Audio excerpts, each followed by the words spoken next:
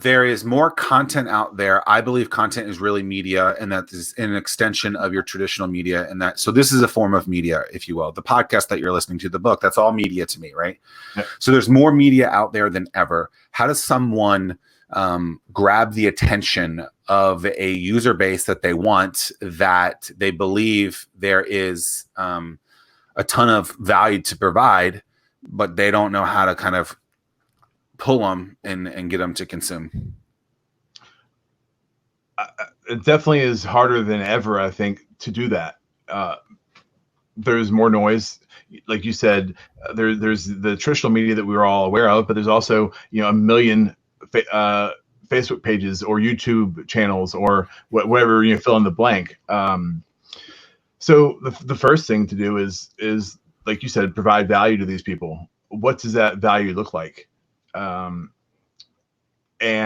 I think you just have to do a lot of it.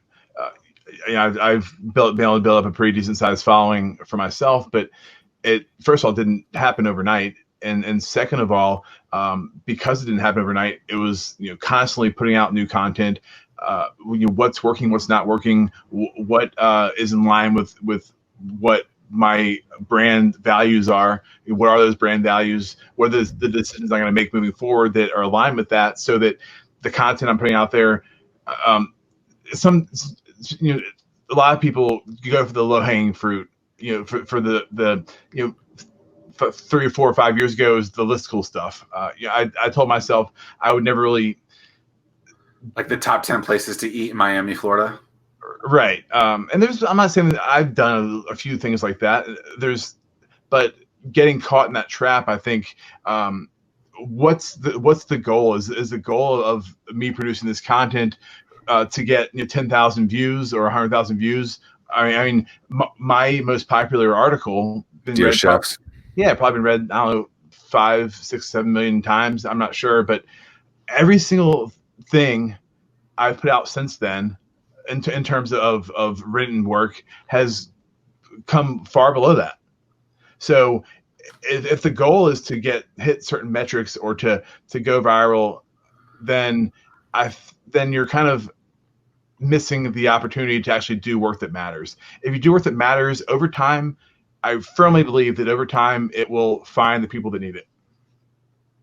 How do you sell that to someone when it seems like that virality thing is the championship moment, when I think the three of us are in agreement when it's not that virality moment is not the championship moment, yet so many of the material that we are grown up with would probably contradict that statement.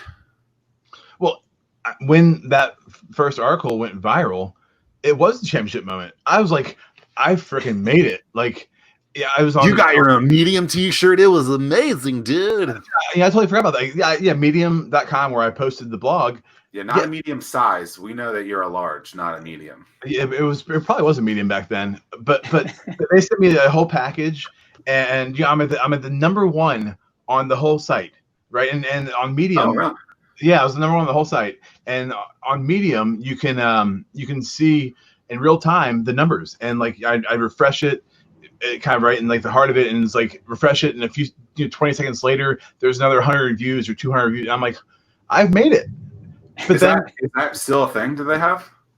Yeah, you can still see in real time, and you can see where it's coming from and everything.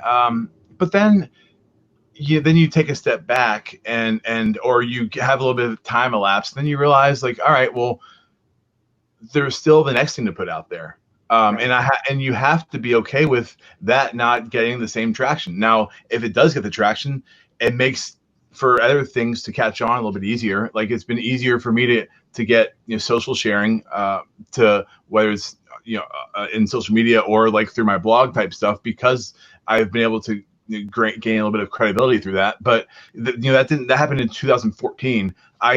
My first blog I created in 2007, I think. And I spelled the name of the blog wrong in the actual link to the blog. So yeah, it's a long road for most of us. You know what's interesting too is like, while I'm a firm believer in adoption of a new technology, a new platform as early on as possible, I myself don't always jump on with stuff. And so like, I started the Zach Miller Says podcast way later than I had been thinking about, like way later. Right. And so it's interesting though, because I would listen to other things way back when and had the capability to do it, but I don't always make that move. And I think oftentimes being an early adopter is a great opportunity to potentially get some of those fans. And so I know for a fact, if I would have started a TikTok page 6 months ago, I'd probably have 100,000 followers on there right now. Way to go, Chris. Way to not. Or like I mean, anybody that has a smart strategy. But I said, well, I don't get it, and the other stuff's working, but. So then how do you be creative when you're not creative? Because I feel like a lot of those platforms, that is the answer, right? Like TikTok it seems like it's you have to be right. You have to be creative to be creative. And like, I have ideas on things that I want to do for TikTok, right? Like I want to do things where I have Suit Zack do that face the whole time to like famous moments, right? Like, but I've never done it, right? So, like, how do you get creative on something when you're not creative? I think that's a BS excuse. I think everybody has has creativity in them that they can tap into. I mean, I don't know that turning an apple into apple juice is really creative, Chris. Well, Zach, no, but for real, like, just if you hop on TikTok or whatever the next thing is, you can see. I mean, there's people on there that some of them are interesting, some of them aren't. But there's people that are way older than us and the TikTok demographic skews younger than us, unfortunately. So that's another trying to kind of. And Tim, you have kids in that age range on TikTok. That's right.